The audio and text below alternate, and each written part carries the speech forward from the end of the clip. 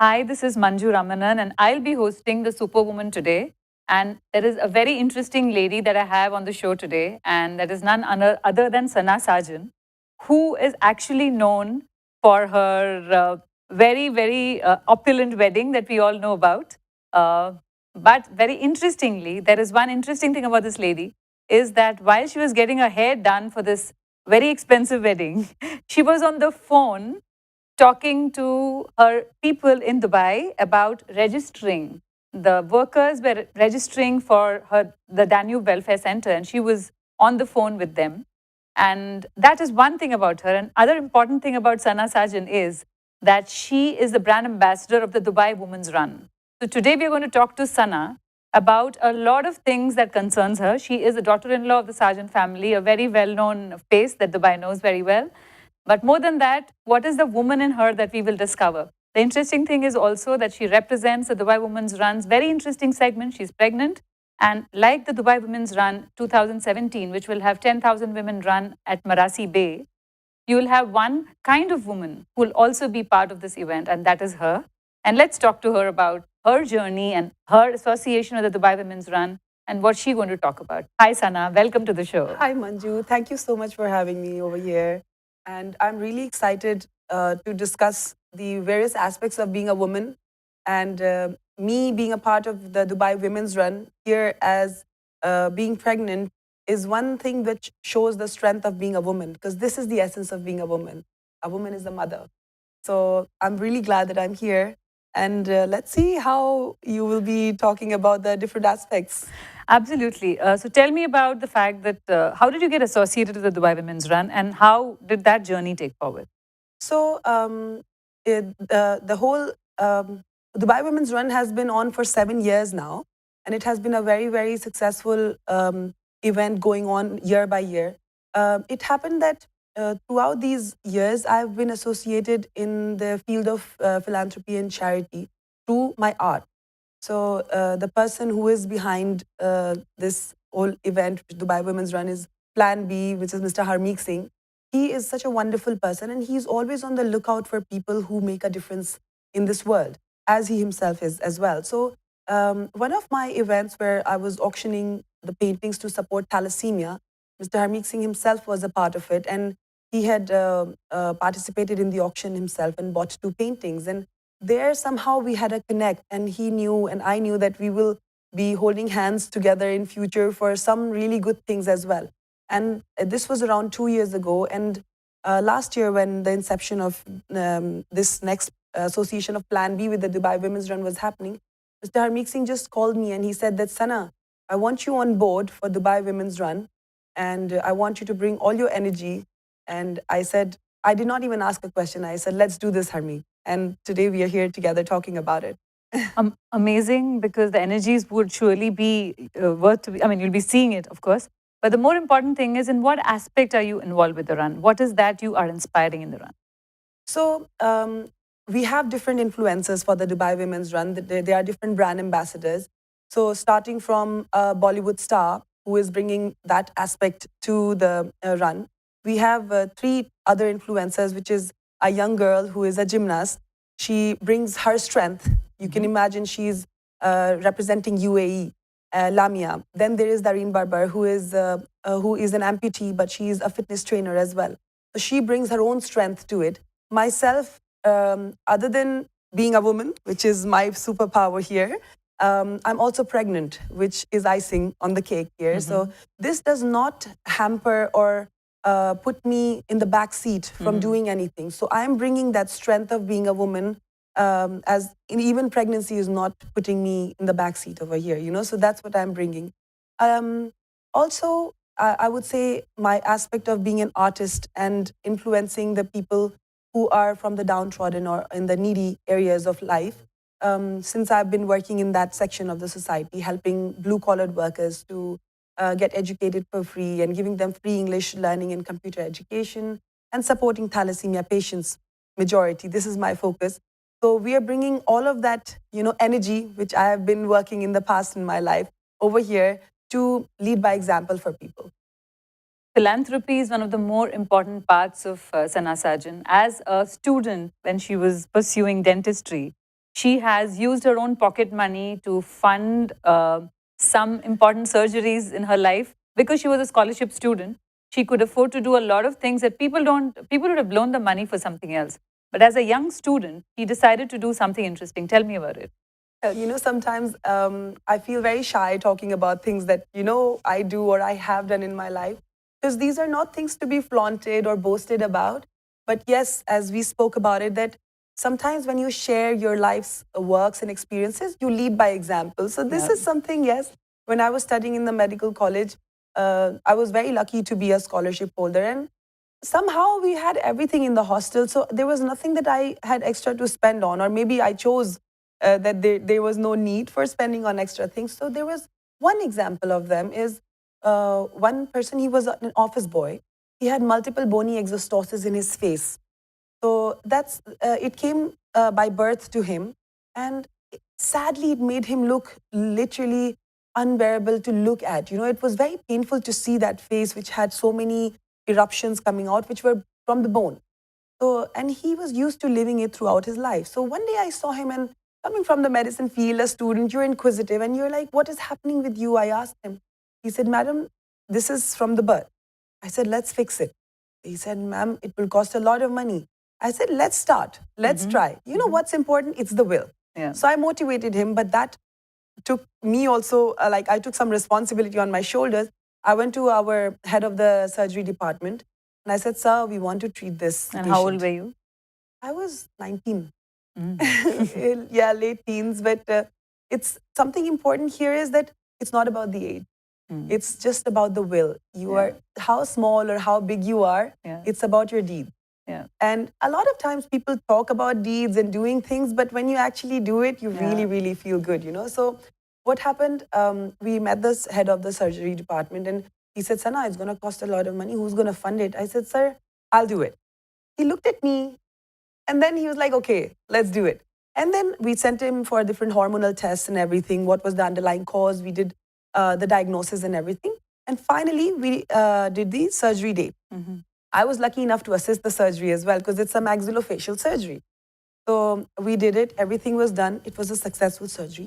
There was only one big one over the forehead, which was not coming under our jurisdiction because we are maxillofacial surgeons. This was coming under coronary surgery. So he said that, "Sana, this we have to leave." I said, "Sir, but this is not going to solve the purpose. It's going to leave him the same. There will be a issue still for him to face." He says, "Sana, we have to send him to a doctor. I know he's a very good doctor in Delhi, in Gangaram Hospital. If you want, we can do that. But it's again going to cost a lot of money. Are you ready for this?" I said, "Sir, we have to take it to the end and we have to make it good. And we did it. And finally, when that was successful, believe me, in 6 months, this man was married. Wow. And he's living a happy life. Are you in touch with him? I'm not in touch with him now anymore because, life has moved on and everything. But I'm happy that wherever he is, he's happy. So this story I have now to tell my grandchildren. So you are actually collecting stories for your grandchildren, right? Yes.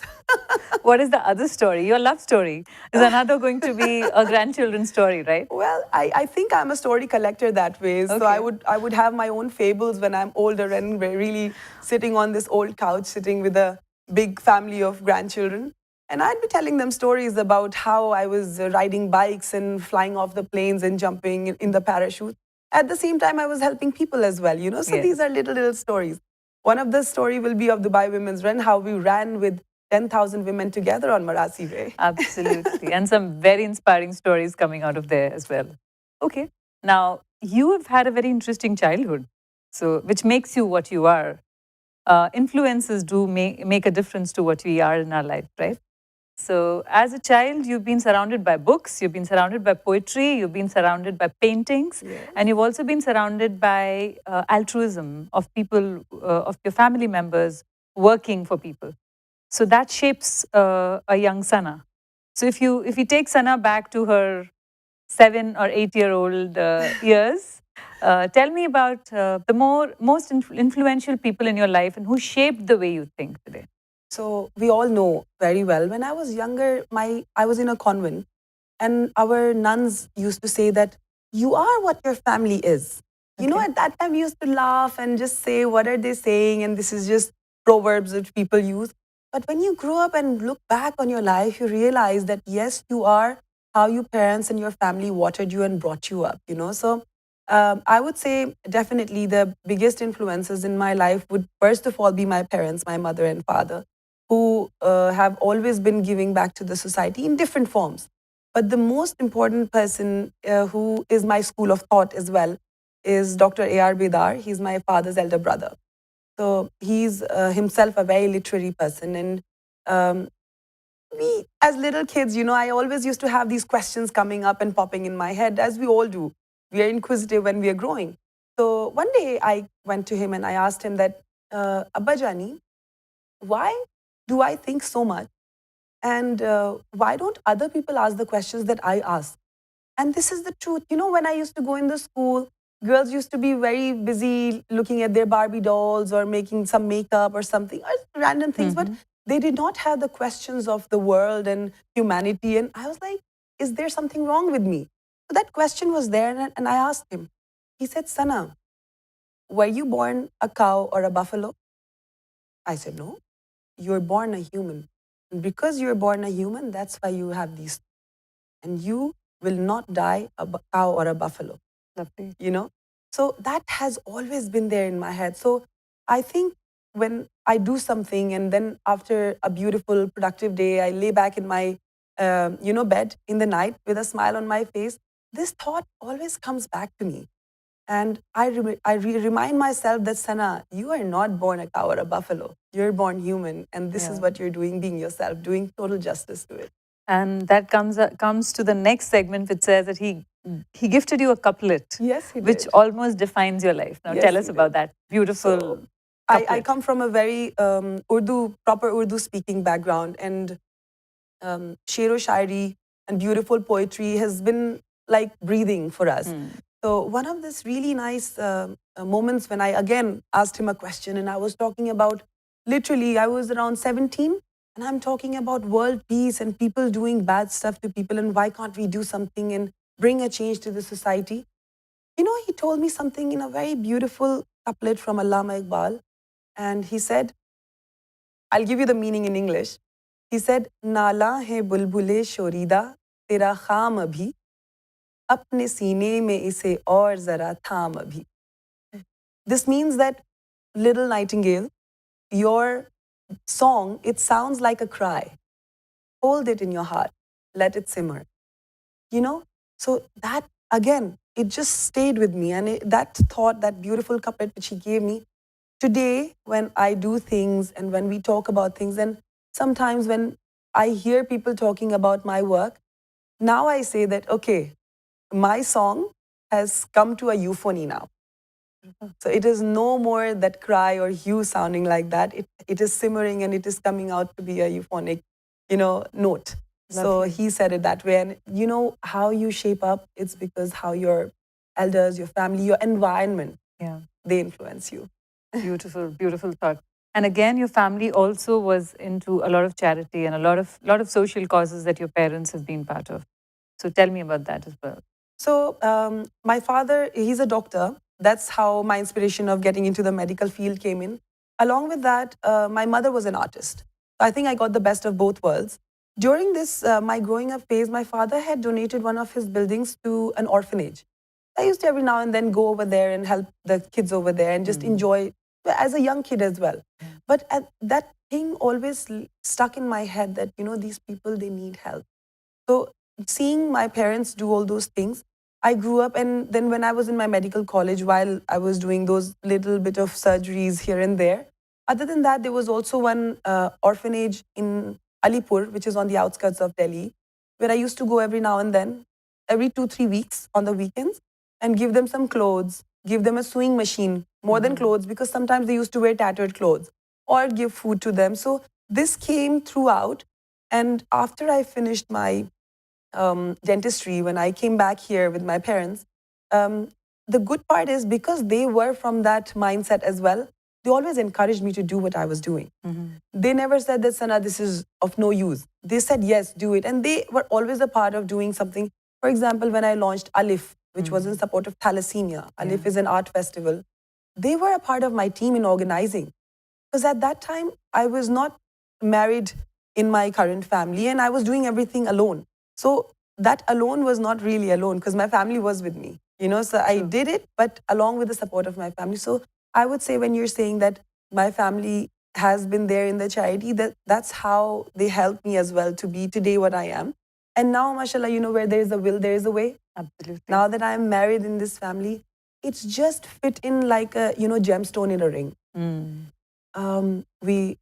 After I got married, it was not even one moment that took my father-in-law, Mr. Rizwan Sajan, who's also the chairman of Danube, that when I met him, he was like, Sana, I don't know if I need to ask you anything, but we have Danube Welfare Center. And I think you were just a perfect fit over there. And he's been looking for somebody who would take care of that. And arena. he just walked in. And we are together, So this is how God has just designed this whole marriage. So whatever this universe, it conspires, it just falls right in when you will for it. I'm sure. Tell me a little more about the Danube Welfare Center. It started with a cricket match. Yes. Tell me about it. It's interesting. So it's very interesting. Before I came into the Danube Welfare Center and the family, around 5 to 6 years ago, there was a team building activity going on, a cricket match, which is our Indian subcontinent's favorite game. Yes. And one of the participants there, he was as an extra. So dad, he asked him that, go make the scoreboard. He said, no, sir, I can't do it. And he ran away. So him being an understanding leader, he did not embarrass him there and then that why are you not doing it or something. He called him later on to his office and he said, Prasad, why didn't you do it? Why didn't you do the scoreboard? What was the reason? He said, sir, I don't know how to write.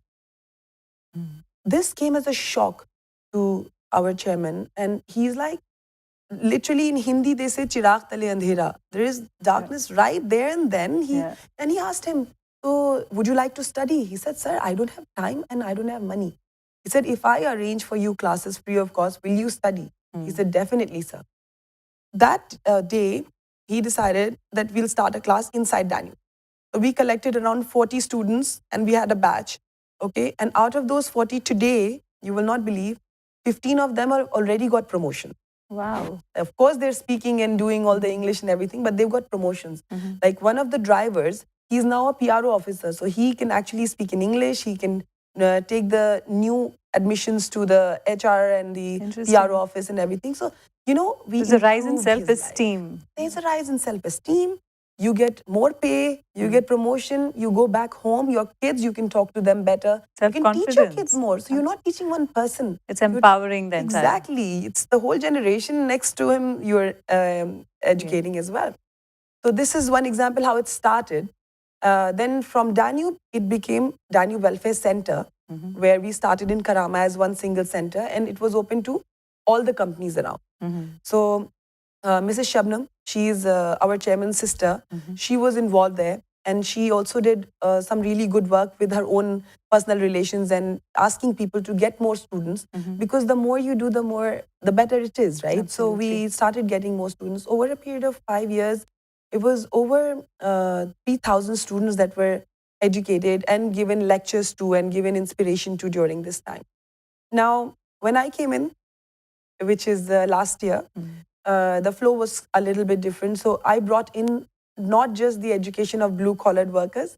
Along with that, I brought the thalassemia support and children with special needs support as well. Because I've been doing that in my life. That cause that you've been working with regularly. Myself, yes. Tell me a little bit about Alif and how does Alif fit into this picture and your background of being, getting into painting and your mother also used to paint.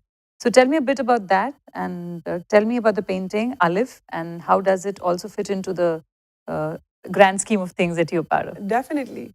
So Alif, it's my favorite alphabet. It's the first alphabet of Urdu, Arabic, Persian script. It looks like number 1 and it's the first alphabet of the script. So the beauty of Alif is, first of all, it's the first alphabet, which is the first step in life. Yeah. Also, it denotes number 1. It doesn't denote, it is the denotion of, solitude, not loneliness. So whenever I used to take steps towards something, of course, we all face, issues and difficulties in accomplishing. But at the end, what matters is that you've done it. And the first step that you took, that was the most important. So that's why Alif has a very strong meaning to it. So ALIF also stands for Art Lovers International Festival, which is for the support of thalassemia patients. I have dedicated this whole art festival to the thalassemia patients because this disease, thalassemia, it is highly, highly prevalent in UAE and this region because of consanguineous marriages. And for that reason, the government has been really, really supporting and the awareness of this disease. So I'm just putting in my 2 cents, and little drops of water, they make the ocean. So Absolutely. Alif is about art. Art is in every form, of course, but we start, when you think of art, you think of paintings first. Absolutely. So I have been painting since I was a little girl, and I have some things which go back to 4 or 5 years as well when I was of that age. We have the collection, but over the course of time during my graduation as a dentist as well, I used to just sell paintings to individual people and use that money again for welfare of people. Okay. When I came back to Dubai, of course, we love Dubai for its glitz and glamour. At the same time, I realized that, okay, how do I use my energy here? So I started, continued with my painting and kept selling those on individual basis to people. But then I thought we have to make it bigger and better. Why not? So that's how Alif came into being. And we had individual auctions where we sold almost 26 paintings in auctions. And that money was used for the awareness of thalassemia as a disease, and also for helping some patients. Absolutely. So there are a lot of examples how we have helped the patients. So I think this will take another full episode to discuss all those. Okay. But yes, that's one. Okay. More than all of this, the fun side to you. You are in your 20s. Yes. And you've been a beauty queen. You've had an opulent wedding. I think it's a dream wedding. Let's also talk about the dream wedding because it's important. Sure. And then so many Bollywood celebrities at your wedding, and the talk of town, and on a yacht. And it's not an easy thing. How did you first learn about it, and how was the whole experience? So the fun side, I think I would say that I want in my life, the ambition is to live to the core of the essence of being a woman. And as a woman, you know how in the Indian culture we have the goddesses with so many arms? We have different aspects to ourselves, So you turn this way, you will see a different facet. You turn this way, you will see a different facet. So that's what I want. And I've been trying in my life as well with all my energy in some way or the other to live up to it. So yes, the fun side is there. The Miss India contest, it happened by chance. My friends, they had registered me and I went, and luckily I succeeded, and it was a lot of fun and a very good experience. That happened. After that, yes, a lot of things and work, and my medicine was also there. So, you have to juggle and do justice to everything. Coming to the wedding, yes, it was something that people imagine and dream of, and I have been blessed really to have such a beautiful wedding. In especially more than the wedding and the whole hula hoop, the family. I come from a family, yes, which is amazing and who make me what I am, but coming into the family where I will be spending the rest of my life, this is something really, really, I would definitely call a blessing. I don't know what I have done in my life that makes, my life so much better and to deserve this. So the wedding, it happened on a cruise in Europe. And Daddy was from the beginning of the opinion that we'll have a destination wedding, of course. And he's a people's person, so he loves to get all his friends on board and and there have been so many weddings going on recently. All our friends are of marriageable age. So most of the destinations were done, and he wants to do something else. Okay. A little bit with a difference. So, well, he had an idea when we watched this movie called Dil Dhadakne Do. He got inspired and he's like, done. We know what we have to do. Not a single, we'll have 3-4 destinations together on a wedding. So, but still, we went over a period of 12 days. I think we had 16 to 18 flights, and most of the Europe we had covered to check what destinations still we have to check. Yeah, so we didn't leave any stone unturned. We all went together, 4 of us, and we found what is good, what is not good.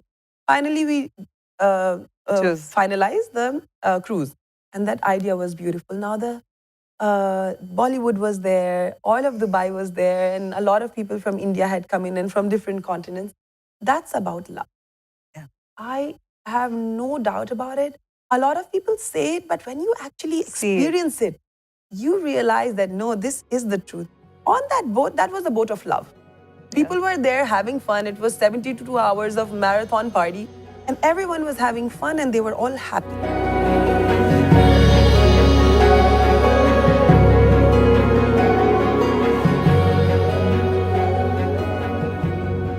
I think everything was, put together like pearls in a string, and it came out as such a beautiful necklace. You just wear it and just enjoy it. It's just that. So I think everything was destiny. How Adil and I met, and how we are here together celebrating and looking forward to the future. Yes, for sure, I believe in it.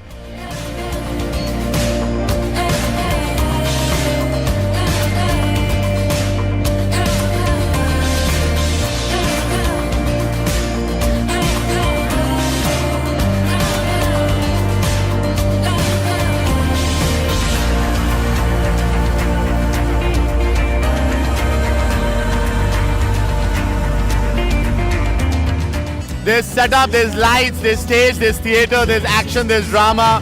We love you, Adil and Sana. It couldn't get bigger than this. Days start here, like the glints from waking eyes. Catch the morning sky, realize the good days start here right now. Where the winds are changing, the wheels are turning. We are on the top of the world. You know, the Sajans can't feel anything better than this. Nothing can beat this. We are so happy and excited to have everybody here.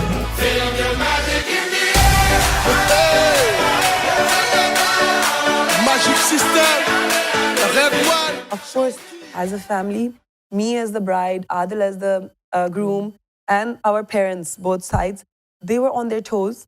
We barely slept, but it was totally worth it. And when we were saying goodbye to everyone, we did shake hands with every person who was on board to see them out. And, it was like, oh, why is this party ending? Even then. But it's beautiful. But yes. a day before the whole opulent wedding, you were signing something with in Jewelry, I believe, with the Workers' Yes. Welfare Center. And during the wedding, also when your makeup was being done, like we introduced you, Yes. something was also around with the opulence. So tell me about those small moments. Well, there is so much going on when there is a wedding, Yeah. and this wedding involved over 1,500 guests. Plus, there was around 1,500 staff, and there were another line of chefs. So this was there. At the same time, it was important for me to go back in the real life as well later on and keep working on what I have been working throughout my life, right? So just one day before, 5th, we had traveled to Italy. 4th, I was in Javza with our full team and with the CEO of Javza signing a contract for the Danube Welfare Center. And even our general manager from Danube, he was like, Sana, what are you doing here? I said, a man's got to do what a man's got to do. So we came on board and we signed and everything was done. While this was being done, some of my team members who were taking care of the Danube Welfare Center, I had already drafted what to do and how the registrations will happen, because there was a big influx. Before this, I had gone to different camps, did the motivational talk, and we know that there is a big influx of people going to come for the registrations. There were around 2,000 people who were coming in for the registration. Now they were a little scared. How will we manage this big Group of rush? people, yeah. So I was like, there's always a way to solve a problem. There's no way that you cannot. So I devised a plan when I was on board on the cruise, and there were people doing my hair, and there was one girl putting blush on me. And I'm like texting, okay, please divide it over 1 week and do 250 students every day, or to 300 maximum, and do not exceed more than this. And devising. So this easier is a ways. story people don't know. They don't know about this. I told Adil, of course, that Adil, this was good, because it's excitement for me, Yeah. The thing is, as a person, I feel as human beings, we are capable of doing a lot. Many things. Yeah. It's ourselves that we put limit to, Absolutely. our capabilities. Absolutely. So I think I'm very glad. Again, one of the stories to tell to my grandchildren, right? You are collecting stories for your grandchildren. I think story 1, 2, Literally, 3. they're fables. I would first want to know from your own family, the women who inspire you, and from the world outside, who are the women who have inspired you and keep you, and who have kept you on track, and you look up to them and you move on looking at them. So, as a person, I would say that we have to learn every day from everything that we see. Yeah. what not to do and what to do. So every day I find inspiration in every person I meet.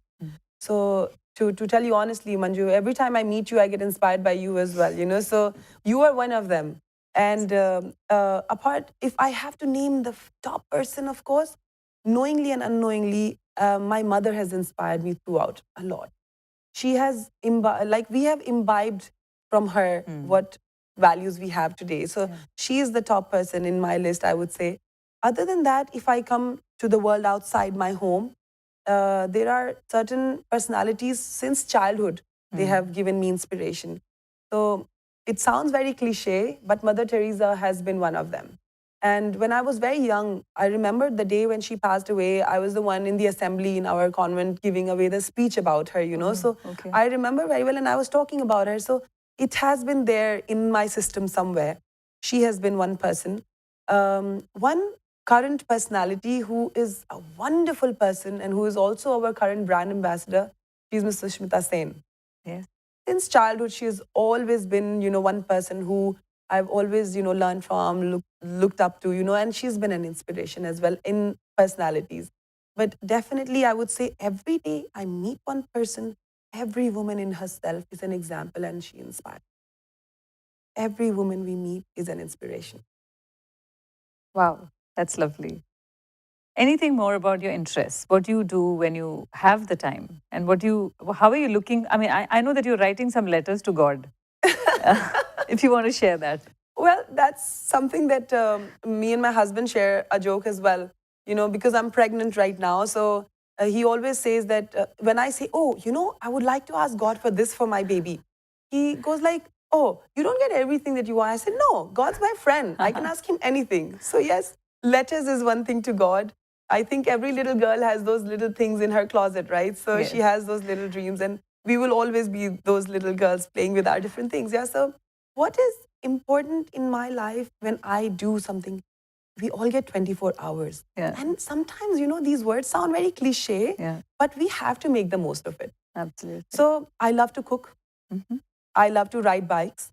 I love to ride horses and, be around horses and animals in general.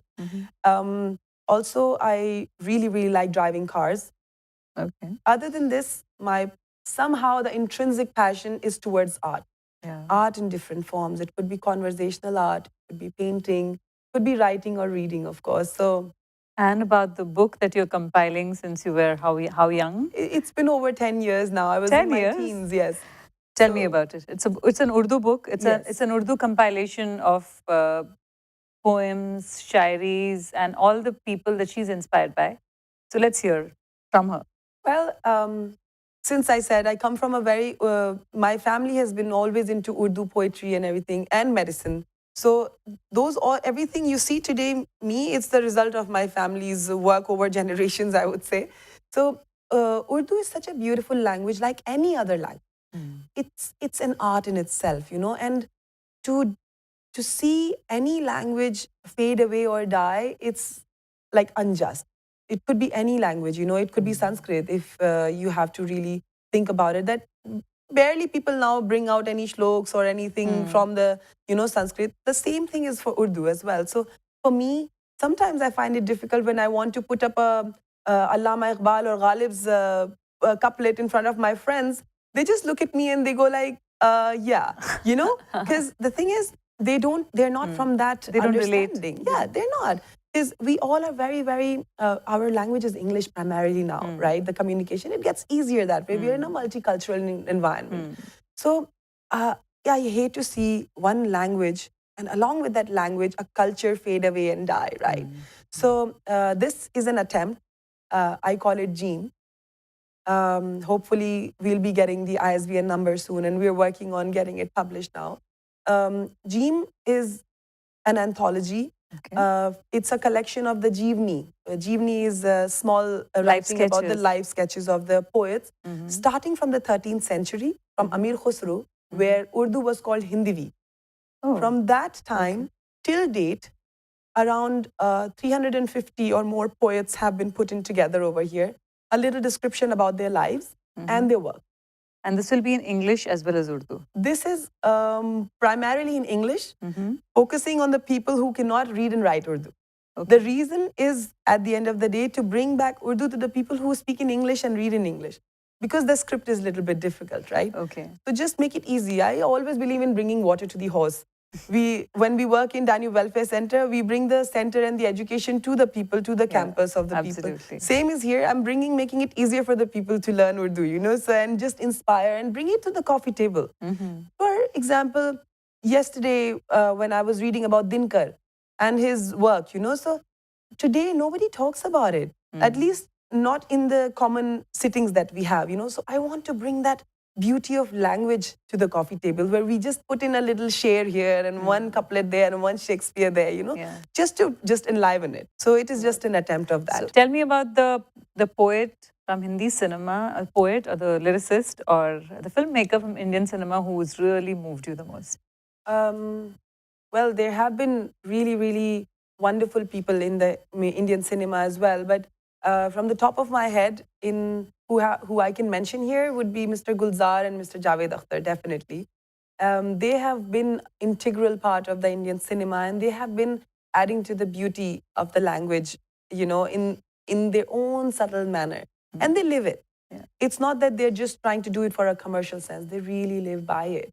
And coming to the new world, I would say in today's cinema, I really, really appreciate the work in a very subtle way how Mr. Farhan Akhtar is doing, and I would say that it is coming from his genes as well. Yeah. How in one of his recent movies, he mentioned a very beautiful couplet from one of the very well-known poets, Firaq, but he named his real name, which is Mr. Raghupati Sahai. Yeah. He made it really nicely, and he is today's generation person Rockstar. in a way. Yes, he's a rock star, and if he's talking about it, he inspires other people as well. So I think I'm just very glad and inspired by him as well, and I'm carrying on the same with my book over here. And we look forward to have coffee table discussions as well once the gene is launched. We'll be having, we already have a group which meets every now and then, and we discuss the poetry, because this book is a collection of over 1,000 ghazals. Wow. So what is important to keep it alive? Yes, you can put in a word in a book and just put it on the coffee table. But what is important is to use it. Yeah, you keep it alive. You have to keep airing it, right? Yes. So we meet every now and then, and we discuss one ghazal at a time. And the group members, they pick up one ghazal in a series, and then we discuss all over it. So it's just keeping it alive in its own beautiful way, and it's another way of getting together as well, other than the whole flamboyant golden parties that we go to. So this is another way of getting together. Absolutely. Very interestingly that you mentioned Farhan Akhtar. Farhan Akhtar has a very important forum called Mard, and it's about men supporting women, men standing up for women. I'd like to ask you, the Dubai Women's Run has a lot of men supporting the Dubai Women's Run. Men are going to cheer, women are going to run on November 17th, 2017, at Marasi Bay at 7 in the morning. I think a lot of women will be very interested. Some of them have registered as well. I'd like you to tell me the men in your life who have helped you and have lauded you, have applauded you, have motivated you, right from the beginning to today, if you can name, and qualities of each of these men that you admire the most. Well, in each woman's life, I would say we always have men and women supporting each other. That's how we become, where we happen to be. In my life, of course, my father, he has been a person who has always encouraged us to do things and to go out and not feel, those contemporary ways where you are, okay, no, you're a girl. That has never come in front of us. My father has been a doctor. He's an amazing father. I would, like any other daughter would say, my father is the best father, because today I am whatever I am, So he's always been there encouraging me, and today making me what I am. But as I said earlier as well, being born and brought up in one family is one thing which is very important. But where I stand today and where I will be tomorrow, my journey in my current in-laws family is also very, very important. They play a very important role. How? I would first of all start with my husband. he is very, very encouraging. If there is any thought I mention, oh, Adar, I want to do this. We all are bubbling with ideas. He said, okay, do it. I'm always there. He doesn't just say it. Then tomorrow, he follows up on it. Sana, you were talking about this. What happened to that? And then, I get more motivated to do it and bring it to a result. So yesterday with my father, when I was doing things and showing him, Daddy, I did this. Today I have my husband. Adil, I did this. Yeah. And along with him, Adil's father, who is my father-in-law, Mr. Rizwan Sajan, he himself, not just with me, with the people in his life, he's always very supporting and encouraging. And for me as well, when we spoke about Dubai Women's Run, or maybe in my art, or maybe in my work in the charity and welfare, he gives more ideas. He inspires you. He brings you that energy, Yeah. So that is infectious. Yeah. And when I get that, I multiply it and I bring it on to you. Absolutely. So then you bring it to further more people. So the whole point is here that they are supporting me in my family, and I'm bringing that encouragement and energy to other people as well. So that's why I'm here today, and I'm very proud to be associated with Dubai Women's Run, because when I bring that energy, I want to infect you. Absolutely. And you infect more people, because this is positive and this will result in much. This is about women empowerment. Yeah. This is about encouraging the women in our life, because they are the most important people. They are the mother, they are how we call it. So I'm very, very blessed, I would say. Amazing. Amazing to know that. Another important part of, you read a lot. You have, and as we grow up, we have ideas about how we want to be. You told me that your Mother Teresa has been an inspiration in your life. Anyone closer to, apart from your family, apart from your mother, anyone that you had looked up to and said that, okay, this is someone's life that I'd like to be part of. Anyone else that you would also be wanting to add to this? As a woman, Yeah.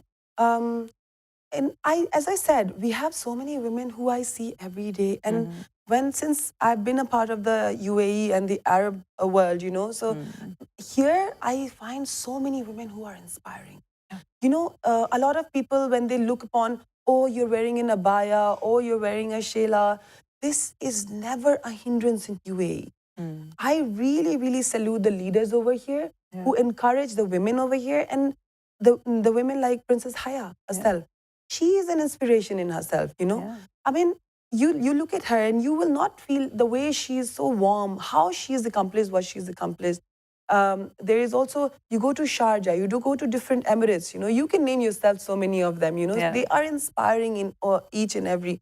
Princess Haya, like I keep reminding about her because she is one of my icons, so I would say that the government here, they have really, really inspired us and empowered us as women. Today, if the Dubai Women's Run is happening, Dubai Women's Run is happening because the government is supporting this. They want us to be encouraged, and we need to be ahead, and we need to take advantage of this. Absolutely. Right? So one of these days when we had gone for the Super Women event, and there were around 100 Indian super women from different aspects sitting there. One of the people over there who had come to give away the awards to the people was again a princess who was coming from Sharjah. So she herself, her name is Princess Hind, and she so inspiring. She's such entrepreneurial. So when you see in different areas here, you find inspiration. Absolutely. In the government area as well, there are reservations now. So where do we have to lack? We just Nothing have to at all. seize the opportunity. Absolutely. I would say that. Absolutely. And the Dubai Women's Run has many such women. We have women from all over the world coming in. They're athletes who are going to run. They're going to be women. They're going to be women in saris who are going to run. Yes. And there'll be so many interesting aspects to this one whole country. The whole population will run together. Interesting. I like how you were talking about the women in saris, right? They've registered already. I saw their update. Yes. And this shows that nothing can stop you. It's not your attire. It's not where you come from. It is about where you look forward to and where you have to be. And a lot depends on the people who are organizing it. Like Plan B, Mr. Harmeek Singh, when I went and spoke to him about this group called Sari in Style, and the fact that these women are happy to be running in saris or walking in saris, he was just so enthused. I mean, he just said yes. He said, great idea. And I believe that when you get that kind of a support, I think the sky's the limit. You can have anyone and everyone wanting to be part of the run, and by the grace of God, you find so many videos we've been uploading on our Facebook pages. Yes. All kinds of women, all shapes, all sizes, age From groups around the world. coming together. Amazing. We're going to. I'm so looking forward to this event, really, really, because this is one place, again, essence of being a woman, right? So women from every aspect are coming there, and I really look forward to this. And women do bond. When they bond really well. And if they don't bond, God save them. So I want to talk to you about this aspect, about sisterhood. When women are bonded with each other, they help each other succeed. And that aspect is something that I'd like you to, focus on and just talk about it as how do you help each other as just women? So I think this we can relate to a very, very common and funny topic, which is Saas and Bahu. Okay. A mother-in-law and a daughter-in-law, Yeah. I would, more than anything else, this is the most, sometimes people find it difficult, sometimes they find it funny, and they make jokes about it. But I think this is one example because it's very, very important right now as well in my life. Yeah. So I live with my father-in-law and mother-in-law and my husband together. I think that's the first example I would like to put in here, that you as a daughter-in-law and a mother-in-law, this relationship, if you weave it nicely, I think this will be a very, very strong bond that you can Absolutely. weave. So not only you are strengthening each other, because the mother, she needs the daughter, and you need a mother. You're in a new home. Yeah. Not that you are leaving your original, Biological mother away, but here you have another person who has all the love to give to you. But how you make that bond is very, very important. See, today, if I am standing here, I would be foolish if I don't mention about my mother-in-law. It is not about just the men in my life. It is about the women in my life. I'm talking about my mother. I have to talk about my mother-in-law for the reason because she is supporting me. She's always there. She's loving me. And we both go hand in hand together. If there is anything, she helps me. If there is anything, I help her. So this bond, first for the starts, is very, very important. This is one example I'm giving here. There might be a lot of jokes which might be cracked about mother-in-law and daughter-in-law, but we laugh at it, Yeah. But it's very important to carry this bond forward. Other than this is a relationship that we're talking about, but relationships are outside your family. So how at work you encourage a fellow lady who is a colleague to encourage her to be uplifted. You might come across a certain circumstance, but you might not like certain thing about her, but she has the potential. So you have to put aside certain things which personally you might not like about that person, but for the organization and for that person, you might take a step and help her. And that will bridge the gap between you two and make a bond between you two. So I am talking about home, about work. It's very important to keep building relationships and making bonds, especially as women. Absolutely. Because you said a little while ago, that women bond and they make very good friends, but if they don't bond, God help them. So let's make that, man, let's make it easier for God. Very We can. interestingly said, yes. And more importantly, I find this very interesting. When women bond, because their bodies are similar, their gynecological problems are similar, they have an understanding of each other's more than I would think men would understand each Yes. other. The point is, so I wear saris, and if I had to adjust something, I can go ask any random woman and tell her, "Can you help me with this?" I rarely would see a man Yeah. asking help from another man. Probably because we're somewhere bonded together in terms of pain, in terms of experience, in terms of multitasking, because we empathize with each other. Okay, I know that you're going through this. It's It an goes unsaid. unsaid Yes, understanding. So I guess that makes it beautiful, and that makes it stronger, and that makes it empowering. Right. Anything more about any books that you've read? What are you reading right now? There are some books I keep reading over and over again. Okay. So certain of them are Sufi books. Some of them are very, very old type of books, which are moreover in Urdu. But one of my favorites is the discussion between Socrates and Plato. Okay. It's in philosophy, yes. My current favorite writer, which is in the new age, is Malcolm Gladwell. Okay. So he also writes very well about entrepreneurial aspects of life and how to make the best of what you have. So I think these two are my favorites. Any Hindi film that you watched recently? Oh, Bollywood. It's a part of our life. We live it. So there was a funny movie called Mubaraka, Okay. and it was about twins who were, and Yeah. it's Anil Kapoor is in that. Arjun Kapoor. Yes, double Arjun role, Kapoor yeah. and Anil Kapoor is in that. So Anil Kapoor is again one of my favorite actors. And you he's know, also been part of Daniel. Yes, Yeah? yes, he's been, and he was here a little while ago, and he was there for I think buying one of our Yes. glitz apartment Yes, as well. You know, yes. so but such a wonderful person he is, and ageless. Yes, So yes, absolutely. more than anything else, you know, you go there to watch Anil Kapoor. Anil Kapoor, So yeah. There's Yes. there's a dialogue where he says that yeah. it talks about youth ki baat karte hain Oh. kind of a thing. So yeah. Anil Kapoor is absolutely one of my favorites there. So, Yeah. So we Mubaraka watched- was your last movie. Yes. Okay. Any plays or anything that you've watched recently? Other than the movies, yes. In Dubai, there are people like me and like yourself who are, you know, into art in different forms. So one of our really wonderful friends, Mr. Arif, he is into drama. So sometimes he directs plays and stuff. So recently he did a play regarding the language of Urdu Urdu. again. And that was very similar to the concept of my book, Jeem. Because Revival. Yes, it was about revival, and Yeah. there they depicted Urdu as a person. They impersonated him, and then he was sick, Dying. ill, and dying. Yeah. And then some people came in and started giving him company and food and energy, so he started becoming better. So it was just a depiction of how a language or a culture is dying, and how if we just put in a little effort, that language and that culture can be Can alive live. and again. Yeah. Yeah.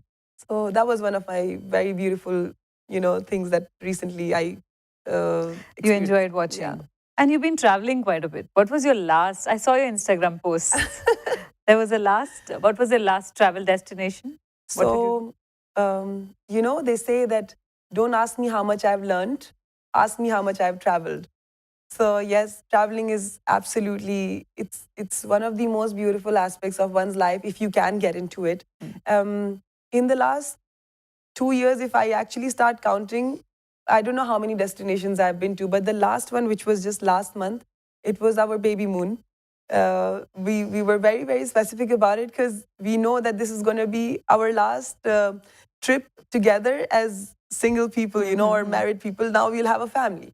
So we went to Sorrento in Italy, which is absolutely beautiful. And I would recommend people to go there, really.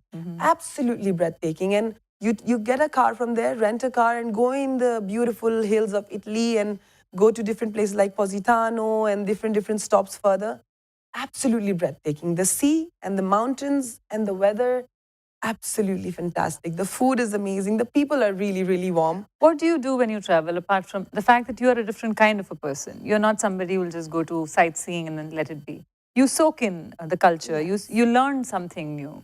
So what has it been in each of these places that you've been to that has taught you something or left a mark on your life? Every country has its own soul. In fact, you go any place, let it be Europe, let it be India, let it be Africa, any place you go to, it has its own soul. And you learn from people so many things. First thing that it is always on top of my head, and I keep realizing it over and over again, that this world is so big and there is so much more to see and learn. We cannot be, you know, in Hindi, how they say, kuein ka mendak. If you really sit in one place and keep sticking to, you know, Your own thought processes. you will live and die. Yeah. But you will live and die a cow or a buffalo or probably a goat, okay? With all due respect to these animals, I love them as well.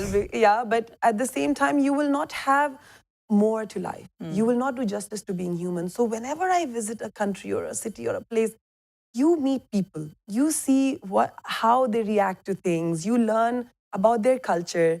You see and just imbibe the air over there, and there is so much just in there, and tells you so much about the history of that place, you know. So I think traveling, I would say you have to plan at least one vacation a year, if not more, and you get to learn so much. It just brings a different dimension to your life. Amazing. And that will also bring us back to the Dubai Women's Run, where we are going to see 10,000 women run together. You'll be part of it. Yes. So will I. So will be so many people in Dubai. And so looking forward to seeing you on the track then on November 17th, 2017 at 7 a.m. It's the 7th edition of the run. Absolutely. Thanks for being here. Thanks for gracing the occasion and making it so much beautiful, more with your energy and your spunk and your participation in everything that is part of the Dubai Women's Run. Thank you very much, Sana, for being Thank with you, us. Manju, for having me.